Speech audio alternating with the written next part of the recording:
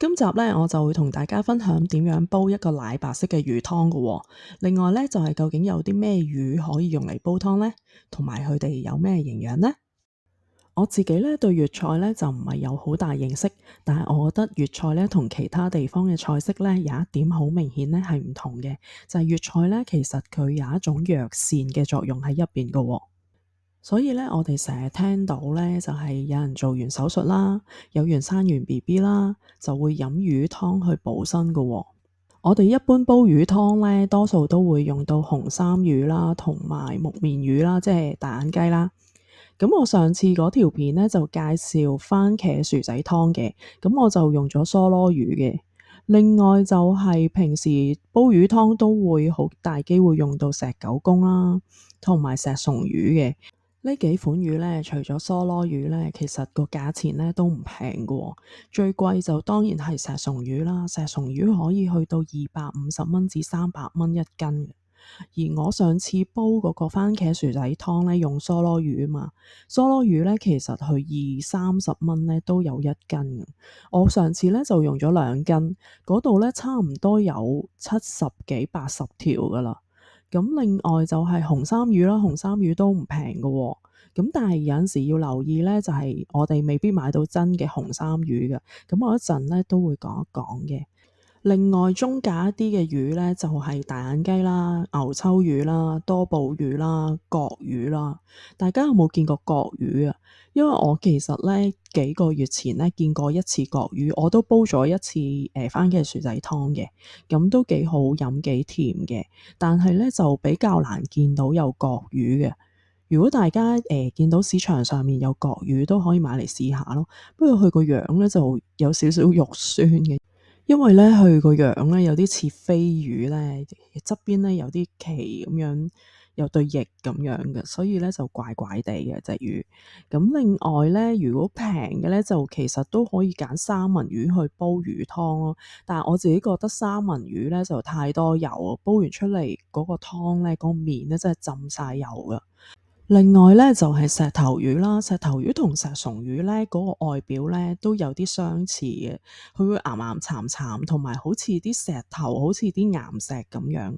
但係佢個價錢咧都同石松魚咁樣咧係都幾貴下。不過咧買石頭魚同埋石松魚咧，大家要小心揀咯，因為咧佢嘅刺咧係有毒㗎，所以咧就揀嘅時候咧就唔好直接去摸佢哋啲刺咯。另外咧，就係我哋其實好少用新鮮嘅多寶魚去直接煲湯啦。我哋多數咧用多寶魚乾啊，即係大地魚嗰啲一餅咁樣嗰啲咧，喺雜貨鋪可以買到嘅。嗰啲咧我嚟熬湯都可以嘅。而我哋成日食嘅雲吞麵嗰個湯底咧，其中有一樣材料咧就係用到大地魚乾去煲出嚟嘅喎。呢度煲出嚟嘅魚呢，我都覺得幾甜嘅。咁除咗多寶魚同牛秋魚啦，呢兩隻魚我就覺得個味道呢就淡少少嘅。另外淡水魚嘅選擇呢，就有鯪魚啦、塘虱、泥鰍、山魚、三斑魚。我自己呢，就未煲過塘虱同埋泥鰍嘅。鯪魚呢，我哋一般愛嚟煲粉葛赤小豆鯪魚湯嘅。咁另外就係西洋菜生魚湯啦。三斑魚咧就可以煲沙參玉竹啦。咁我自己咧就覺得鹹水魚煲出嚟嘅湯咧係會鮮甜好多嘅。平時咧我煲魚湯咧都會落少少瘦肉啦，或者豬骨咧去增加嗰個湯嗰個味道嘅。我細個咧成日聽到啲大人講咧，就係煲生魚嘅時候咧就一定要落嚿瘦肉落去喎，因為咧唔知嗰條生魚咧係咪條化骨龍嚟嘅喎。咁我就成日聽到呢個故仔咯。另外咧，用泥鰍用嚟煲湯咧，我就喺香港好少見到有嘅。但係我喺韓國咧，就周圍都會見到有泥鰍湯嘅餐廳嘅喎。咁我都食過一次嘅。韓國人咧就好鍾意食泥鰍湯嘅，因為泥鰍咧就可以補身，尤其是對啲老人家咧就好有幫助嘅喎。好多人咧都好鍾意食紅衫魚啦，尤其是係番茄煎紅衫魚啦。咁但係因為佢被捕撈咧捕得太多咧，佢個數量咧係減少緊，所以咧佢係一啲瀕危嘅魚種嚟嘅喎。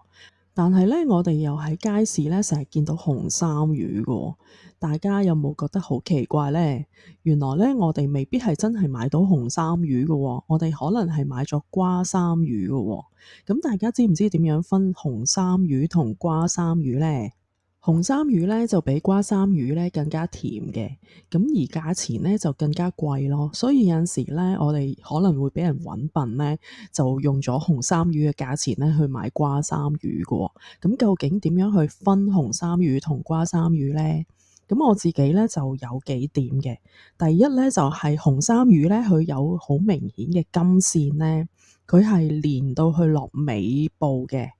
咁第二咧就係佢個肚咧就唔係好闊嘅，好瘦身咁樣啦。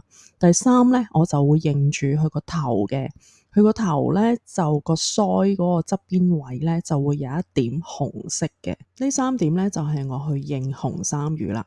呢部分呢，我就想同大家分享魚嗰個營養嘅喎。咁我就攞咗食安中心個資料庫呢，就去 check 幾隻魚嘅營養嘅。咁本來呢，我想做晒所有魚嘅，但係有啲資料呢，個資料庫入邊冇。咁我淨係做咗紅衫魚啦、鯪魚啦、多寶魚、泥鰍、山魚同埋塘虱嘅。首先就係蛋白質啦，咁其實睇到咧每隻魚咧佢哋個蛋白質含量咧都幾平均㗎喎，咁個蛋白質都幾豐富啦。另外咧就係原來咧塘虱個脂肪都比較多少少嘅，咁另外膽固醇咧原來泥鰍個膽固醇都幾高下㗎喎。咁另外礦物質咧就係最高嘅鈣咧就係泥鰍啦，銅最高係泥鰍。鐵最高都係泥鰍，鎂咧最高咧就係多寶魚，錳咧最高係泥鰍，磷咧最高嘅係泥鰍。另外就係鉀咧最多咧就係鯪魚，鈉最多係紅衫魚，鋅最多嘅係泥鰍，而多寶魚咧佢有少少維他命 C 嘅喎。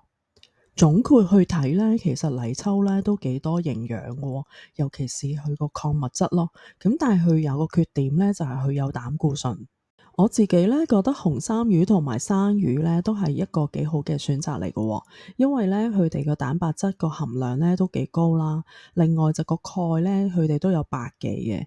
咁鉀咧，佢哋個含量都高嘅喎。頭先我哋睇到泥鰍個營養咧都幾豐富啦，呢個咧就係韓國嘅泥鰍湯啦。咁如果大家有機會去韓國嘅時候咧，留意下有冇附近咧有啲泥鰍湯嘅店鋪啊，可以去試下。跟住咧，我就同大家分享點樣煲一個奶白色嘅魚湯嘅喎。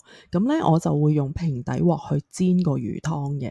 咁首先咧，大家要煲咗熱水先。咁我個份量咧就係4至5人啦，咁就2公升熱水，2斤梭羅魚嘅依度。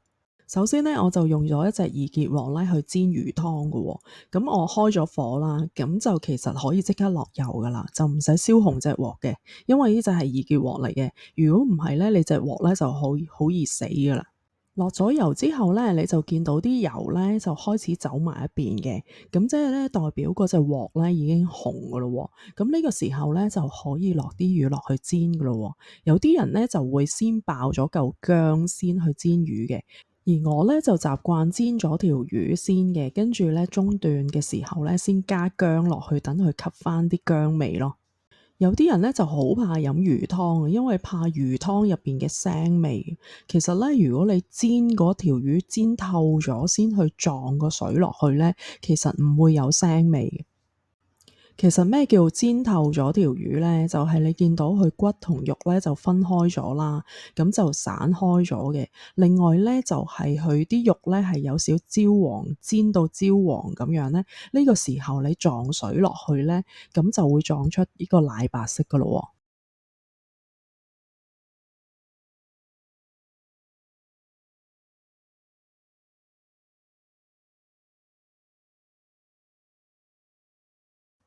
撞咗水落去之後咧，就唔好即刻收細個火喎，繼續大滾佢先，大約5分鐘左右咧就可以收細少少個火，再煲佢15分鐘左右咧，咁個湯底咧就差唔多完成啦。好多人咧就用魚袋去煲湯嘅，咁但係我咧就唔用魚袋去煲湯嘅，因為咧啲魚袋咧就會索咗啲魚味，咁變咗煲出嚟個湯咧，我自己覺得咧就冇咁甜嘅。我自己咧就會用個筲箕咧隔起啲魚湯嘅，嗰啲魚渣咧我會再加水咧去翻煲佢多一次嘅，翻煲嘅時間咧都係大約10至15分鐘左右咯。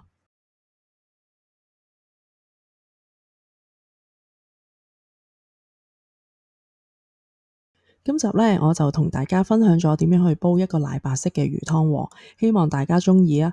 如果大家有咩意見或者有一啲健康資訊想知道，歡迎喺留言區度留言俾我，我會做多啲影片同大家分享㗎。